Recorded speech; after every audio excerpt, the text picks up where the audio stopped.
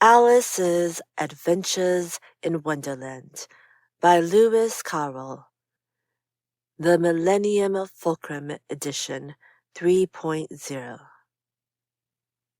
Chapter 1. Down the Rabbit Hole. Alice was beginning to get very tired of sitting by her sister on the bank and of having nothing to do. Once or twice she had peeped into the book her sister was reading, but it had no pictures or conversations in it. And what is the use of a book, thought Alice, without pictures or conversations? So she was considering in her own mind, as well as she could, for the hot day made her feel very sleepy and stupid, whether the pleasure of making a daisy chain would be worth the trouble of getting up and picking the daisies, when suddenly a white rabbit with pink eyes ran close by her. There was nothing so very remarkable in that, nor did Alice think it so very much out of the way to hear the rabbit say to itself, oh dear, I shall be late."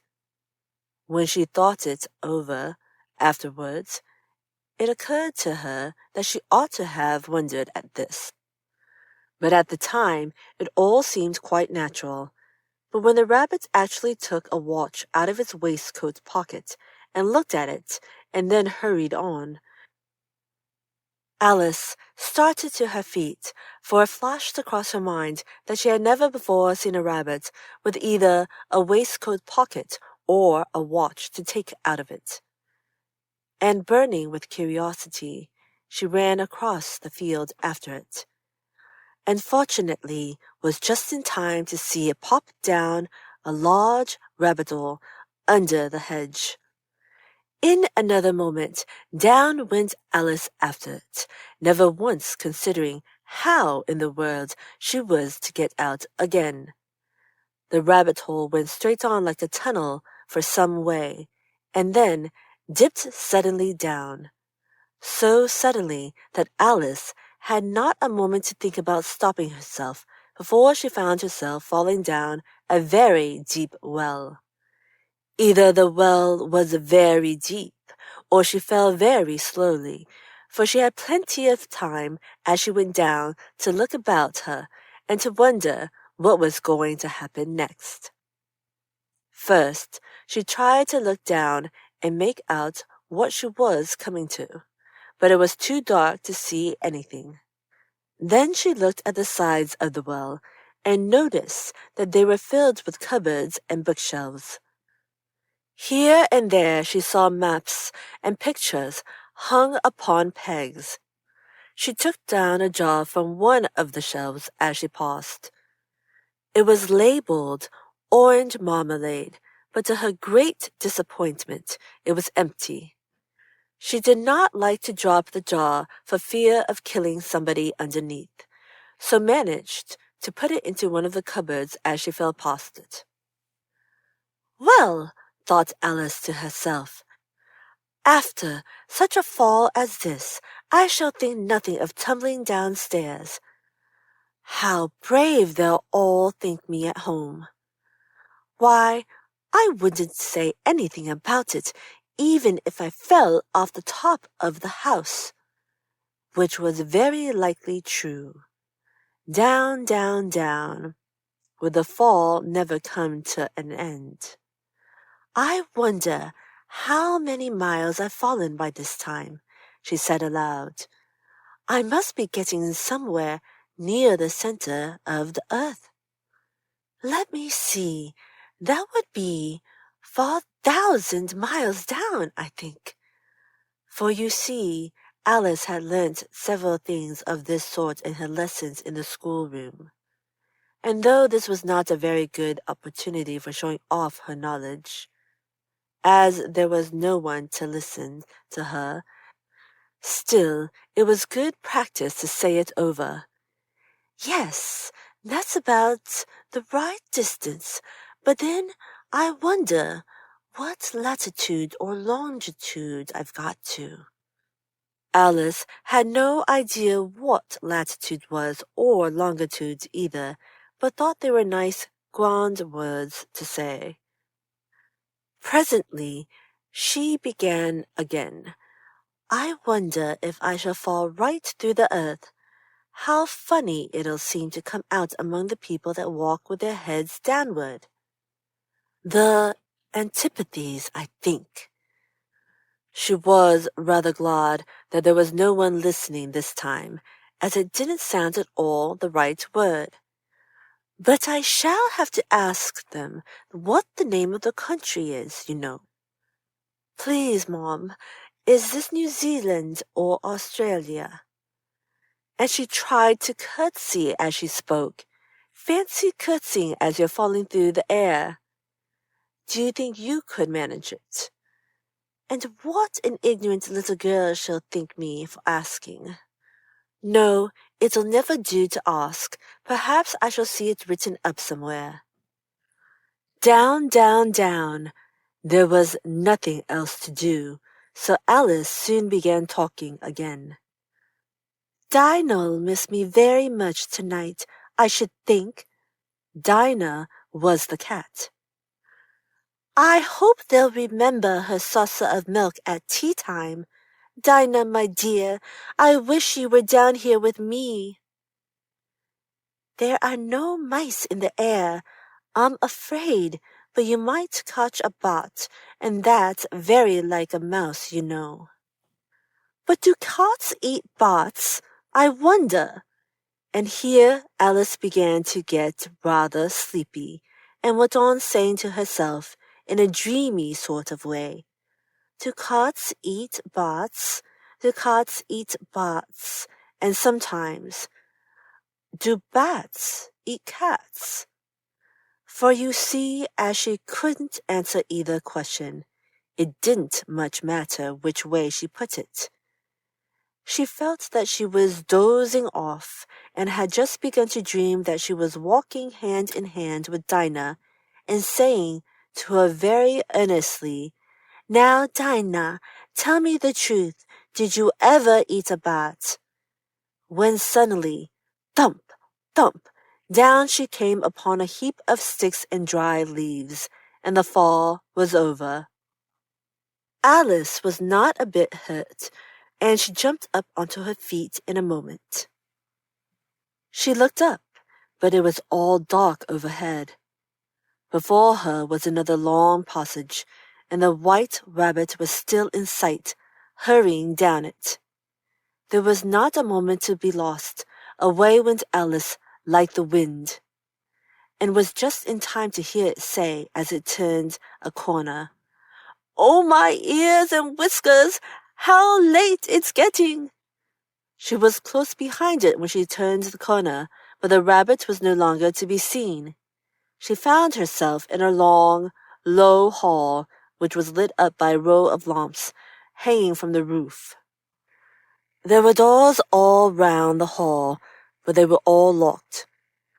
And when Alice had been all the way down one side and up the other, trying every door, she walked sadly down the middle, wondering how she was ever to get out again.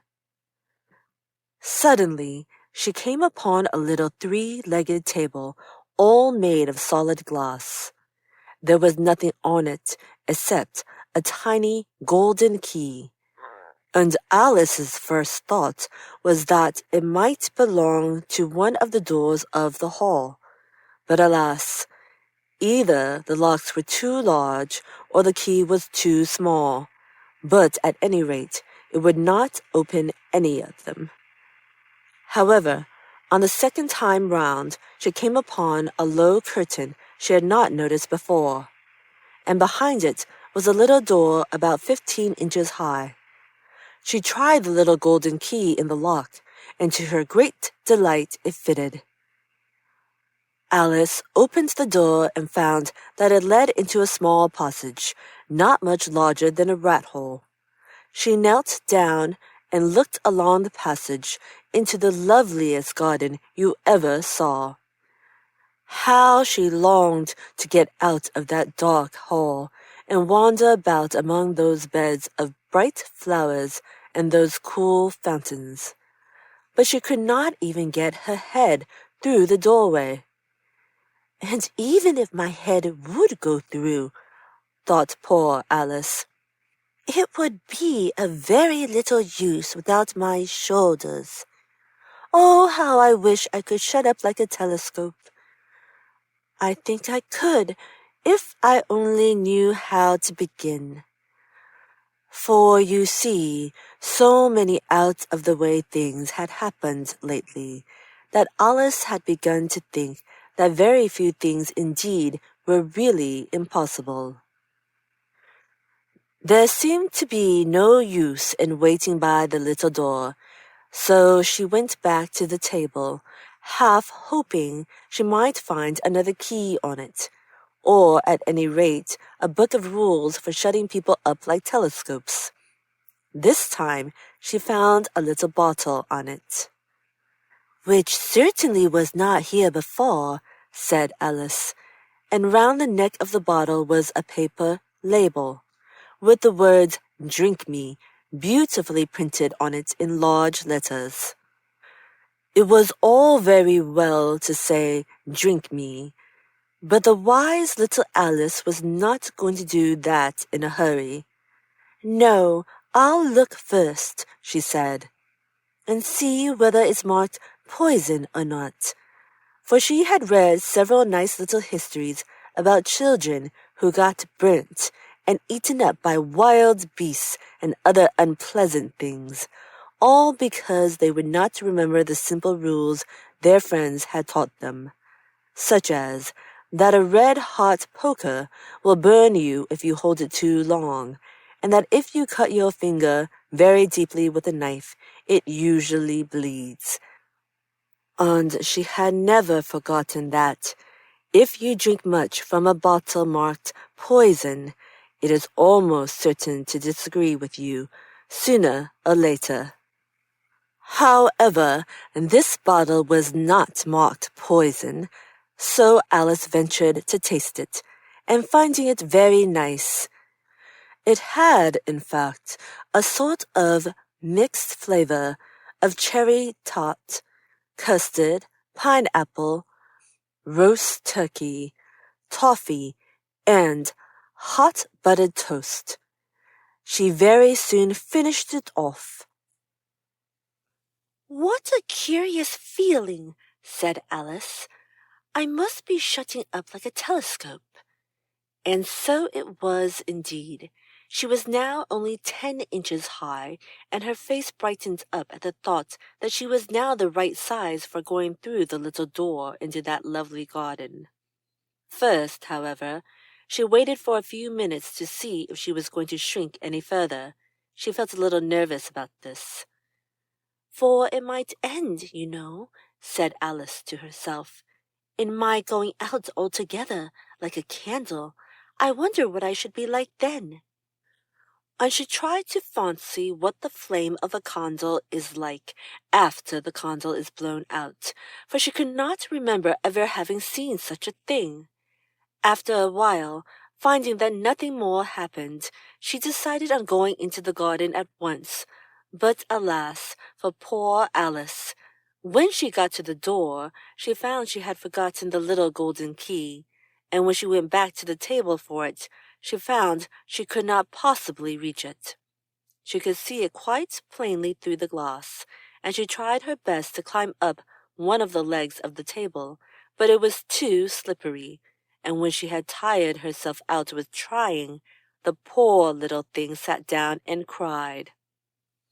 "Come, there's no use in crying like that," said Alice to herself rather sharply. "I advise you to leave off this minute." She generally gave herself very good advice, though she very seldom followed it. And sometimes she scolded herself so severely as to bring tears into her eyes. And once she remembered trying to box her own ears for having cheated herself in a game of croquet she was playing against herself. For this curious child was very fond of pretending to be two people. "But it's no use now," thought poor Alice, To pretend to be 2 people? Why, there's hardly enough of me left to make 1 respectable person." Soon her eye fell on a little glass box that was lying under the table. She opened it and found in it a very small cake, on which the words, "Eat me," were beautifully marked in currants. "Well, I'll eat it," said Alice, "and if it makes me grow larger I can reach the key, and if it makes me grow smaller I can creep under the door, so either way I'll get into the garden, and I don't care which happens."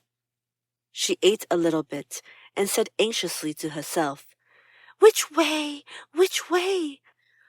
holding her hand on the top of her head to feel which way it was growing, and she was quite surprised to find that she remained the same size. To be sure, this generally happens when one eats cake, but Alice had got so much into the way of expecting nothing but out-of-the-way things to happen, that it seemed quite dull and stupid for life to go on in the common way. So she set to work and very soon finished off the cake.